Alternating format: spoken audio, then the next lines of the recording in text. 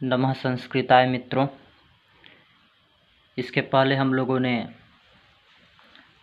अलस कथा, जो आप लोग को Bihar board class 10th Sanskrit का जो तीसरा पाठ है अलस कथा, इसमें हम लोग आधा पढ़े थे लोग, आधा से अधिक ही पढ़े थे लोग, कुछ बाकी रह गया था, तो उसको हम लोग इस वीडियो में देखेंगे लोग। इस वीडियो को देखने से पहले आप लोग पिछले वाले वीडियो को, अलस कथा का जो पहला वीडियो है उसको आप लोग देख लीजिएगा लोग। इसके बाद से इस वीडियो को देखिएगा लोग तो अच्छी तरीके से समझ में आएगा। तो हम लोग जहाँ तक पढ़े थे लोग, उसके आगे से फिर शुरू कर रहे हैं लोग। तो अलस कथा, जिसके रचनाकार आप लोग को विद्यापति थे, ये सब आप लोग को पहले वाले वीडियो में बता चुके हैं। जहाँ से ख़त्म हुआ था वहाँ से देखते हैं लोग।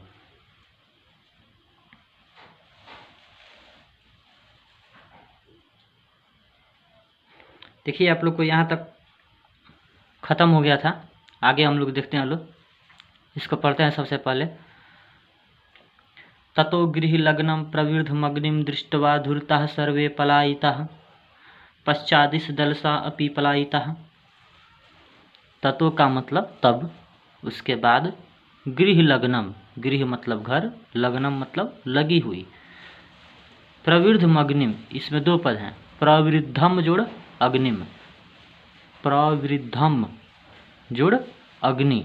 प्रवृद्धम का मतलब होता है फैली हुई, प्रवृद्धम का मतलब होता है फैली हुई, फैलना, और अग्निम का मतलब होता है आग। दृष्टवा का मतलब होता है देखकर, धूर्ता का मतलब होता है धूर्त, सर्वे का मतलब सभी, और पलायिता का मतलब भाग गए। यानी कि इसके पहले हम बता चुके थे कि इसके पहले आलसियों की पहचान करने के लिए वहाँ पे अलसशाला में आग लगवा दिया गया था। तो कह रहा है तब उसके बाद घर में लगी आग को फैलते देखकर सभी धूर्त पलायन कर गए, भाग गए। यानी कि जैसे ही अलसशाला में आग लगवाया गया, वास्तविक आलसियों की पहचान के लिए, वास्तविक आलसियों की पहचान के लिए जैसे ही अलसशाला में आग लगवाया गया, वैसे ही आग को देख करके जितने भी धूर्त आलसी थे, जितने भी बनावटी आलसी थे, आलस का जो बनावट करते थे, वे सभी आलसी भाग गए, और जितने भी वास्तविक आलसी थे वहाँ पे बच गए। तो यही कह रहा है ये, ततो उसके बाद घर में लगी आग को फैलते देखकर सभी धूर्त पलायन कर गए, भाग गए। आगे देखते हैं लोग। पश्चादिश दलसा अपि पलायिताः, इसमें भी तीन पद हैं, पश्चात जुड़ ईसत जुड़ अलसा। पश्चात मतलब होता है बाद में, ईसत मतलब होता है थोड़ा, कुछ, ईसत मतलब होता है कुछ, अलसा का मतलब आलसी, अपि का मतलब भी, पलायिता का मतलब पलायन करना, भाग जाना। यानी कि बाद में कुछ आलसी भी भागे। यानी कि जैसे ही आग लगा तो बनावटी आलसी तो भागे ही, इसके साथ साथ कुछ वास्तविक आलसी भी उसमें से भाग गए, थोड़ा बहुत आलसी भी उसमें से भागे। तो इसका हिंदी होगा, बाद में कुछ आलसी भी भागे, पलायन कर गए। चत्वारः पुरुषास्त्रैव सुप्तः परस्परमालपन्ति। चत्वारः का मतलब होता है चार, पुरुषास्त्र तत्रैव, इसमें दो पद हैं, पुरुषाः जोड़ तत्रैव, पुरुषाः जोड़ तत्रैव। पुरुषाः का मतलब होता है पुरुष, तत्रैव का मतलब होता है वहीं पर, सुप्ताः का मतलब सोए हुए, इसमें दो पद हैं, परस्पर मालपंथी में दो पद हैं, परस्परम जोड़ आलपंथी, परस्परम मतलब आपस में, और आलपंथी का मतलब बात करना है। इनकी चार पुरुष वहीं पर सोए हुए आपस में बातचीत करते हैं। यानी कि जब आग लगता है तो कुछ आलसी, जितने भी धूर्त आलसी थे सभी भाग जाते हैं, कुछ आलसी भी भागते हैं, लेकिन चार पुरुष यानी कि चार आलसी वहीं पर सोए हुए परस्पर बातचीत करते हैं। तो ऐसे परीक्षा में आ सकता है कि कितने पुरुष सोए हुए थे आग लगने के बाद भी, तो चार। ये परीक्षा में इससे पूछा भी था। ऐसे ही मौखिक प्रश्न पूछता है, ऐसे ही पूछ देगा कि वास्तविक आलसी कितने थे, तो चार। तो इसका हिंदी क्या होगा, चार पुरुष वहीं पर सोए हुए आपस में बातचीत करते हैं। एकेन वस्त्रावृत मुखेनोक्तम, एकेन का मतलब एक, पहला वस्त्रावृत मुखेनोक्तम, इसमें देखिए गलो 3 पद हैं, वस्त्र जुड़, आवृतम जुड़, वस्त्र जुड़, आवृत जुड़, मुखेन जुड़, उक्तम, 4 पद है इसमें। वस्त्रा का मतलब होता है वस्त्र, आवृत का मतलब होता है ढकना, मुखेन का मतलब होता है मुख, और उक्तम का मतलब होता है कहा। उक्तम का मतलब क्या होता है? कहना। यानी कि पहला मुख को वस्त्र से ढके हुए कहा। इसका हिंदी क्या होगा? एकेन वस्त्रावृत मुखेनोक्तम, एक मुख को वस्त्र से ढके हुए कहा। क्या कहा? अहो कथमयम कोलाहलः, अहो का मतलब अरे, कथमयम इसमें 2 पद हैं, कथम जुड़ अयम, कथम जुड़ अयम, कथम का मतलब कैसा, अयम का मतलब यह, कोलाहलः का मतलब कोलाहल। अरे यह कैसा कोलाहल है, कैसा शोरगुल है। यानी कि पहला जब 4 पुरुष बच गए तो उनमें से पहला जो है वह क्या बोलता है? पहला बोलता है कि पहला मुख को वस्त्र से ढके हुए ही, यानी कि मुख के ऊपर से वस्त्र भी नहीं हटाता है, वस्त्र से मुख को ढक लिया है और ढके हुए ही बोल रहा है, अरे यह कैसा कोलाहल है, यह कैसा शोरगुल है। द्वितीय नोक्तम, इसमें 2 पद है, द्वितीय न जोड़ उक्तम। उक्तम का मतलब कहीं भी होता है कहना, द्वितीयन का मतलब दूसरा। दूसरे ने कहा, तर्कयते यदस्मिन् गृहे अग्निर्लग्नो अस्ति।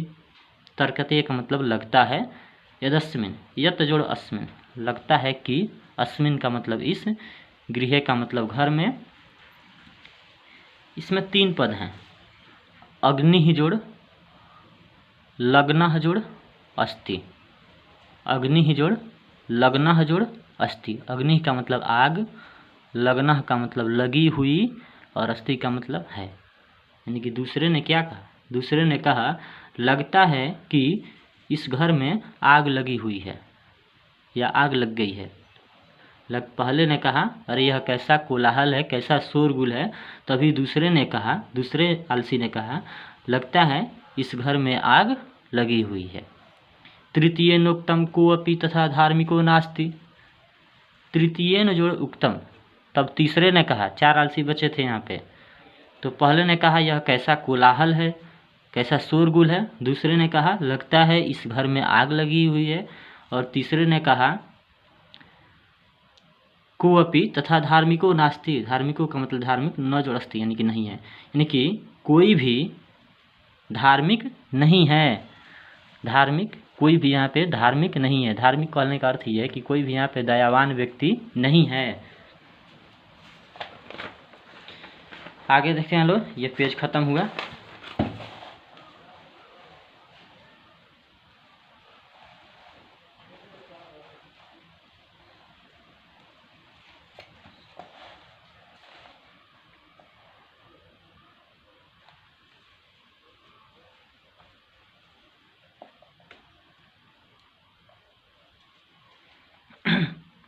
कोई भी, तीसरे ने कहा था क्या यहाँ पे कोई धार्मिक नहीं है, क्या यहाँ पे कोई दयावान व्यक्ति नहीं है। यह इदानीम जलाद्रयवासोभि कैटर्वस्मान प्राविरोति, यानी कि यह मतलब जो, इदानीम मतलब इस समय,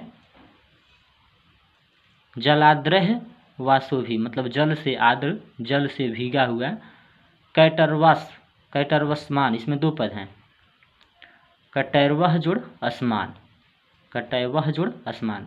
कटैवह का मतलब होता है चटाई, कटैवह का मतलब, कटह का मतलब क्या होता है? चटाई। और प्राविरोति का मतलब होता है ढकना, प्राविरोति का मतलब होता है ढकना। यानी कि तीसरे ने कहा क्या यहाँ पे कोई धार्मिक नहीं है, क्या यहाँ पे कोई दयावान व्यक्ति नहीं है जो इस समय जल से भीगे हुए चटाई से हम लोगों को ढक सके।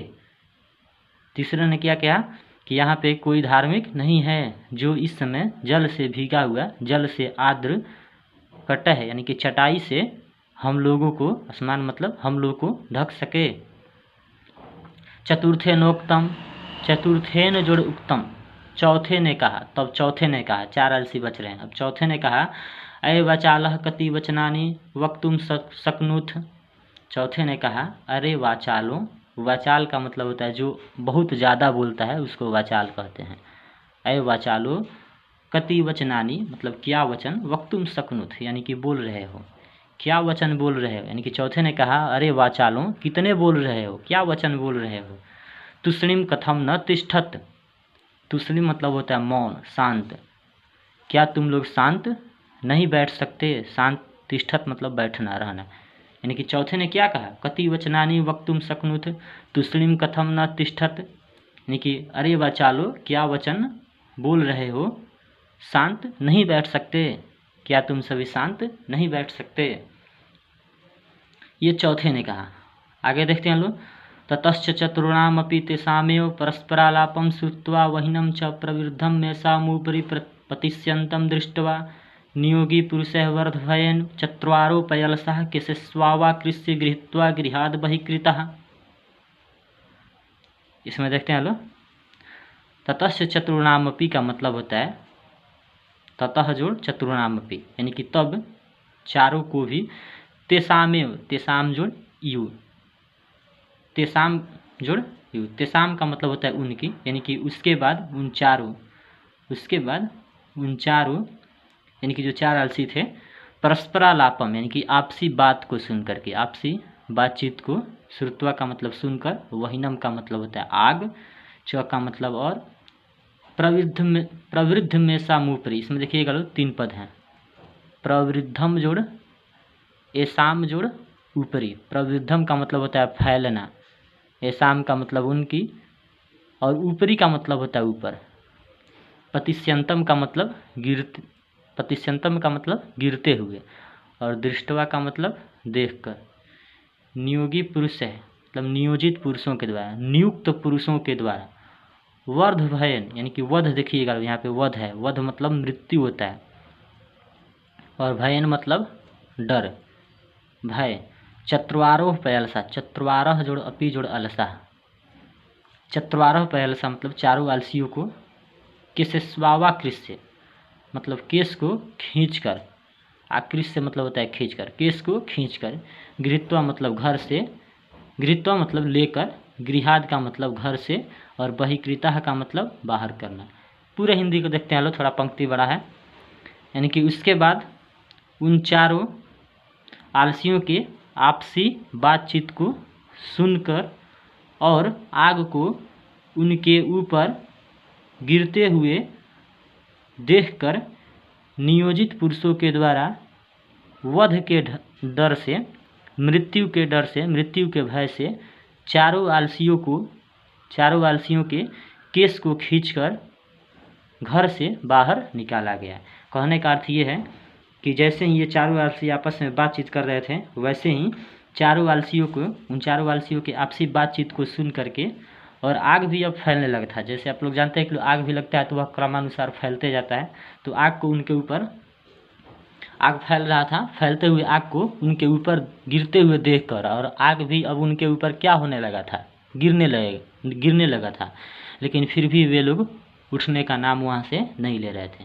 तो वहीं कहा जा रहा है कि उसके बाद उन चारों वालसियों के आपसी बातचीत को सुन करके और आग को फैलते हुए देख करके उनके ऊपर कहीं गिर न जाए, उनकी कहीं मृत्यु न हो जाए, उनका कहीं वध न हो जाए, इसी के डर से उन चारों वालसियों के केस को पकड़ करके घर से बाहर निकाला गया।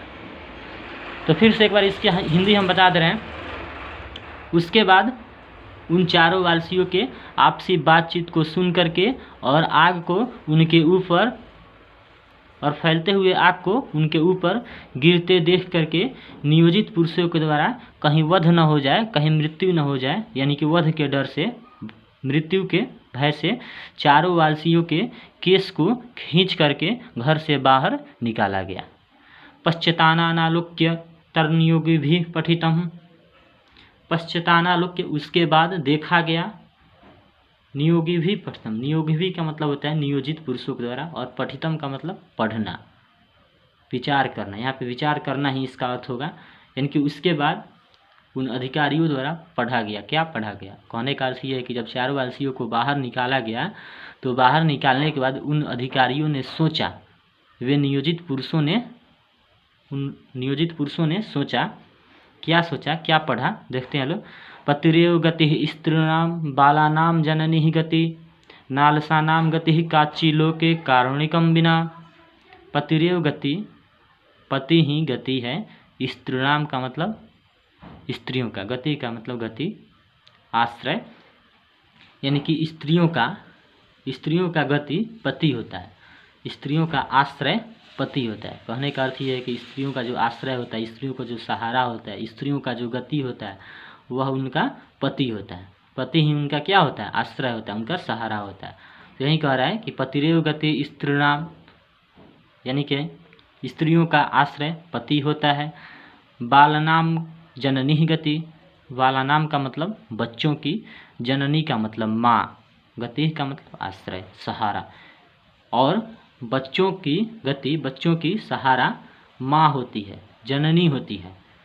नालसा नाम, न जोड़ अलसा नाम, न मतलब नहीं है, अलसा नाम मतलब आलसियों का, और गति मतलब सहारा, आश्रय, यानी कि नहीं है आलसियों का सहारा।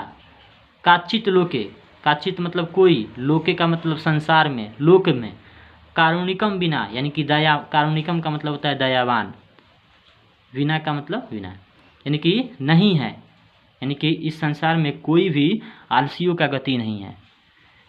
इस संसार में, इस लोक में कोई भी आलसियों का गति नहीं है, कारुणिकम बिना, दयावान व्यक्ति के अलावा। कहने का अर्थ ये है कि स्त्रियों का गति, स्त्रियों का आश्रय पति होता है, बच्चों की गति जननी होती है, माँ होती है, किंतु आलसियों का गति, आलसियों का सहारा इस संसार में कारुणिक व्यक्ति के अलावा, दयावान व्यक्ति के अलावा कोई भी नहीं होता है। यानी कि अगर इस लोक में, अगर इस संसार में आलसी व्यक्ति है सब, तो उसको देखने के लिए उसका सहारा कोई दयावान व्यक्ति ही हो सकता है, दूसरा कोई भी नहीं होगा। तो यही इस श्लोक का अर्थ है। फिर से इस श्लोक का अर्थ हम बता दे रहे हैं कि स्त्रियों का गति पति होता है, बच्चों की गति माँ होती है, किंतु आलसियों का गति इस संसार में कारुणिक व्यक्ति के अलावा, दयावान व्यक्ति के अलावा कोई भी नहीं होता है।